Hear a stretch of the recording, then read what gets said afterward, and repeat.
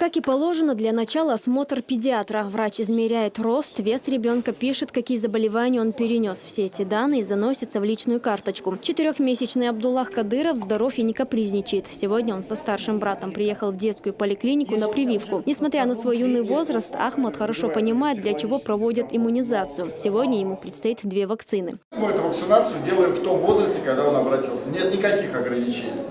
Да, во взрослом возрасте и так далее. У нас должно быть сделано 2 вакцинации против кори, паротита и краснухи.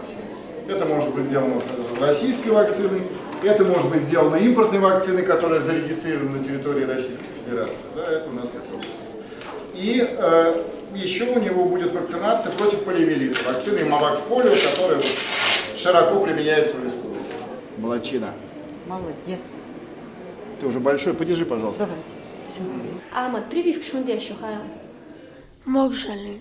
Хантан масилиш. Şey, Лазам цавира? Бейшен и прививка гираться хуешь.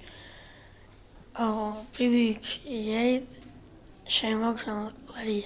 Ахмад пообещал врачам, что будет регулярно приходить на прививки. Более того, он расскажет об их пользе одноклассникам и друзьям. Стоит отметить, что все дети главы региона вакцинируются согласно прививочному календарю. Благодаря примеру и в том числе главы республики и его семьи, эта ситуация изменилась к лучшему. Люди идут в поликлинику, приводят детей, вакцинируются, поэтому это залог здоровья, национального здоровья Чеченской республики, национальной безопасности.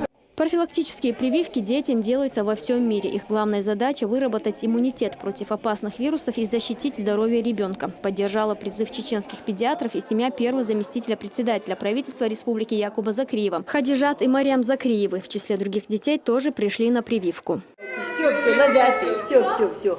Пока Хадижат проходит последние процедуры в прививочном кабинете, в соседнем же, в своей очереди, дожидается Табарик, Юсуп и маленькая Аминат, дети секретаря Совета общественной экономической безопасности Идриса Черхигова. 4-летний Юсуп совсем не боится людей в белых халатах.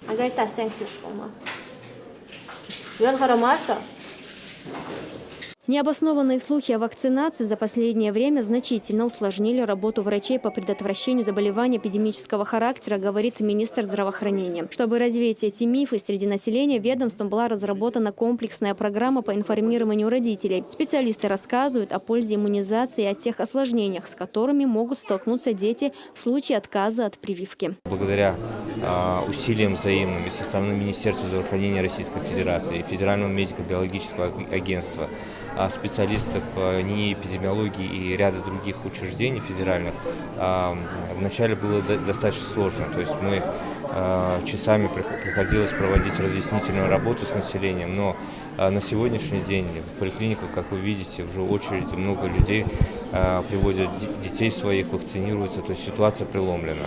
Ежедневно в первой детской поликлинике прививаются больше 50 детей за день от 3 до 5 лет. С начала прививочной кампании здесь провакцинировано около 1500 ребят. Как отмечают местные врачи, никаких осложнений зафиксировано не было. Примечательно и то, что в числе вакцинирующих детей те родители, которые ранее отказывались от вакцинации. Вирус полиомиелита, полиовирус достаточно опасный в плане того, что приводит детей к полной инвалидизации. Происходит поражение сердечно спинного мозга, и в итоге ребенок остается обездвиженным. Очень серьезное заболевание, и лечение это практически не поддается. Зачастую родители готовы поверить слухам, чем довериться здравому смыслу, делятся местные медики. Вакцина совершенно безопасна для здоровья детей, утверждают врачи. Более того, привитый ребенок намного легче переносит инфекционные заболевания. Уклоняться от прививочной кампании значит рисковать здоровьем собственных детей, считают пришедшие сюда родители. Сегодня мы пришли на очередную профилактическую прививку. Все прививки мы выполняем по календарному плану. Осложнений не наблюдали. Только 2 недели спустя после прививки организм начинает вырабатывать иммунитет к вирусу полиомиелита. А это значит, что исключаются любые виды осложнений и аллергические реакции, уверяют врачи. В случае повышения температуры у ребенка медики призывают родителей не паниковать. Подобная реакция детского организма вполне естественна и не стоит переживать по этому поводу. Как показывает практика, именно этот фактор зачастую, по словам медиков, берут во внимание неинформированные родители для ажиотажа в социальных сетях. Элина Дадаева, Шамиль Саламов, Зелимхан Закаев. Новости.